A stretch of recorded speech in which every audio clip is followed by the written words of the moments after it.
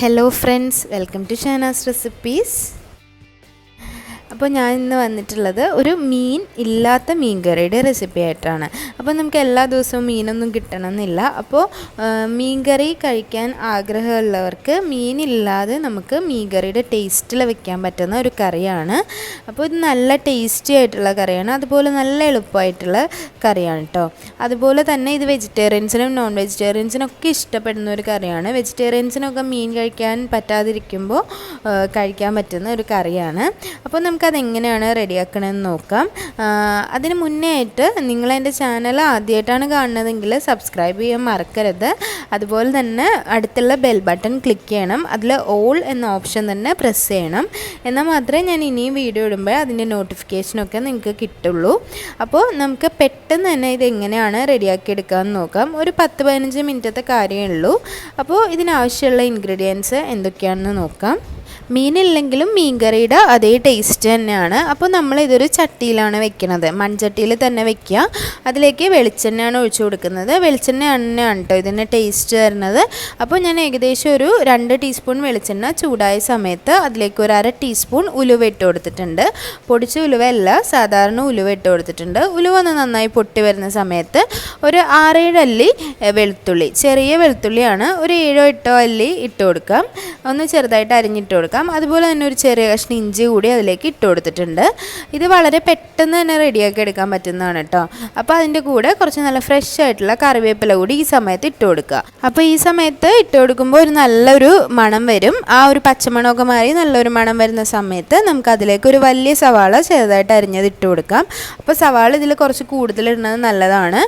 കാരണം സവാള കൂടുതൽ ഇടുന്നതോറും നമ്മുടെ ചാറൊന്ന് നല്ലോണം കുറുങ്ങി വരും.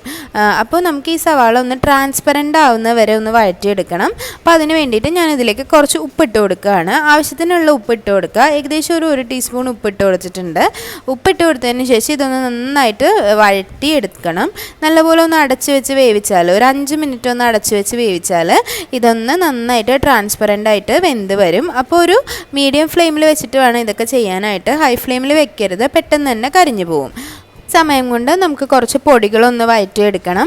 ഇതിലേക്ക് ഞാനൊരു 1 ടീസ്പൂൺ മഞ്ഞൾപ്പൊടി, ഒരു 2 ടീസ്പൂൺ മുളക് പൊടി, ഒരു 1 ടീസ്പൂൺ മല്ലിപ്പൊടി ഇതിട്ടതിന് ശേഷം നന്നായിട്ടൊന്ന് ചൂടാക്കിയെടുക്കുകയാണ്.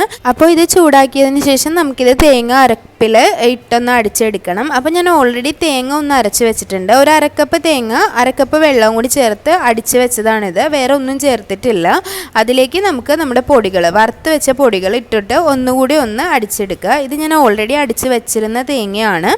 അപ്പോൾ ഇത്രയും കാര്യങ്ങൾ മാത്രം ഇട്ടിട്ട് ഒന്ന് അടിച്ചെടുക്കുക. ഇതാണ് നമ്മുടെ അരപ്പ്. അപ്പോൾ ഈ അരപ്പ് കൊണ്ടാണ് നമുക്ക് ആ കറിക്ക് ഒരു ഓറഞ്ച് കളറ് വരുന്നത്. അപ്പോൾ നമ്മുടെ ഈ സവാള നന്നായിട്ട് വഴണ്ട് വന്നിട്ടുണ്ട്. ഏകദേശം ഒരു ട്രാൻസ്പെറൻറ്റ് കളറൊക്കെ ആയിട്ടുണ്ട്. മീഡിയം ഫ്ലെയിമിൽ തന്നെ വെക്കണം, ഹൈ ഫ്ലെയിമിൽ വെക്കാൻ പാടില്ല.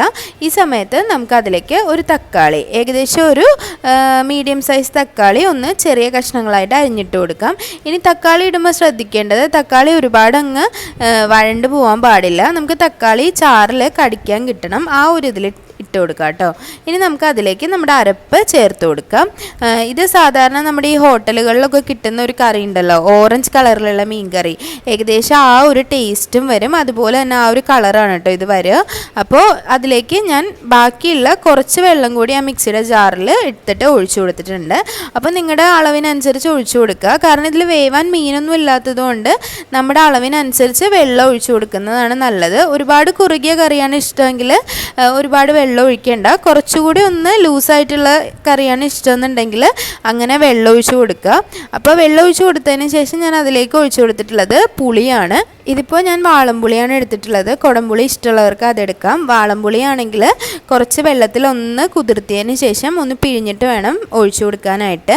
അപ്പോൾ ഇതൊന്ന് നന്നായിട്ടൊന്ന് തിളച്ച് വരണം. തിളച്ച് വരുന്നതിന് ശേഷം ഈ അരപ്പിൻ്റെ കുത്തൊക്കെ ഒന്ന് മാറി അതിലേക്ക് ആ തക്കാളിയുടെയും അതുപോലെ സവാളയുടെയും ടേസ്റ്റൊക്കെ പിടിച്ചിട്ട് വേണം നമുക്ക് ഈ കറി ഒന്ന് ഓഫ് ചെയ്യാനായിട്ട്. അപ്പോൾ ഏകദേശം ഒരു 5 മിനിറ്റ് എടുക്കും കേട്ടോ. ഒരു 5 മിനിറ്റ് മീഡിയം ഫ്ലെയിമിൽ വെച്ചാൽ നമ്മുടെ കറി നന്നായിട്ടൊന്ന് തിളച്ച് അതിൻ്റെ ഒരു അരപ്പിൻ്റെ കുത്തൊക്കെ ഒന്ന് മാറും, ഒരു പച്ചക്കുത്തൊക്കെ ഒന്ന് മാറി കിട്ടും. അപ്പോൾ ഈ സമയത്ത് നന്നായി തിളയ്ക്കുന്ന സമയത്തും ഞാൻ അതിലേക്ക് കുറച്ചുകൂടി ഫ്രഷ് കറിവേപ്പില ഇട്ട് കൊടുത്തിട്ടുണ്ട്. അപ്പോൾ കറിവേപ്പില ഇതിലേക്ക് ഇടുമ്പോൾ ഒരു പ്രത്യേക സ്വാദാണ്. ഇനി ഞാൻ ഒഴിച്ചു കൊടുക്കുന്നത് ഒരു കുറച്ച് വെളിച്ചെണ്ണയാണ്. ഏകദേശം ഒരു ടീസ്പൂൺ വെളിച്ചെണ്ണ കൂടി ഒഴിച്ചു കൊടുത്തിട്ടുണ്ട്. അപ്പോൾ ഈ വെളിച്ചെണ്ണ ഒഴിച്ചു കൊടുക്കുന്നത് കറി ഏതാണ്ട് നമ്മൾ ഓഫ് ചെയ്യാറാവുന്ന സമയത്തായിരിക്കണം. ലോ ഫ്ലെയിമിൽ വെച്ച ശേഷം വെളിച്ചെണ്ണ ഒഴിച്ചു കൊടുക്കുക. ഇത് നല്ലപോലെ കുറുകിയെടുത്തിട്ടുണ്ട്. ഈ കറി നല്ല ടേസ്റ്റാണ് കേട്ടോ.